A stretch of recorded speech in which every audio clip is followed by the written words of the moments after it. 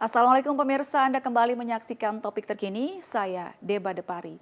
Ketua Umum PSSI Erick Thohir menegaskan proses kelanjutan 3 pemain naturalisasi keturunan Indonesia yang akan menjadi timnas Indonesia terus berjalan. Proses naturalisasi ini sesuai komitmen PSSI. Sesuai komitmen PSSI untuk menyelesaikan persoalan satu demi satu, proses naturalisasi pemain-pemain keturunan Indonesia masih berlanjut. Hal ini ditegaskan Ketua Umum PSSI Erick Thohir.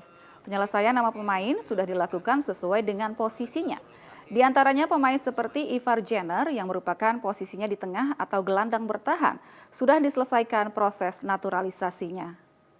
Erick Thohir juga menyebutkan bahwa proses naturalisasi 3 pemain tersebut sudah ada di tangan Presiden Joko Widodo.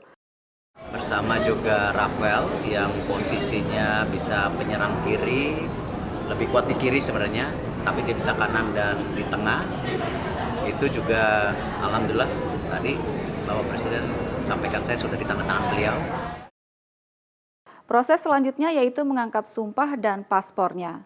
3 pemain yang tengah melakukan proses naturalisasi ialah Ivar Jenner, Rafael Struijk, dan Justin Hubner. Ketiga pemain itu merupakan pemain U20.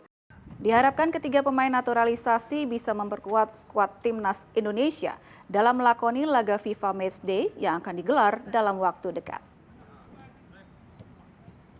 Pemirsa, demikian topik terkini. Informasi berita terkini dan menarik lainnya bisa Anda temui di portal berita kami antv.klik.com. Saya Deba Depari. Sampai jumpa. Wassalamualaikum.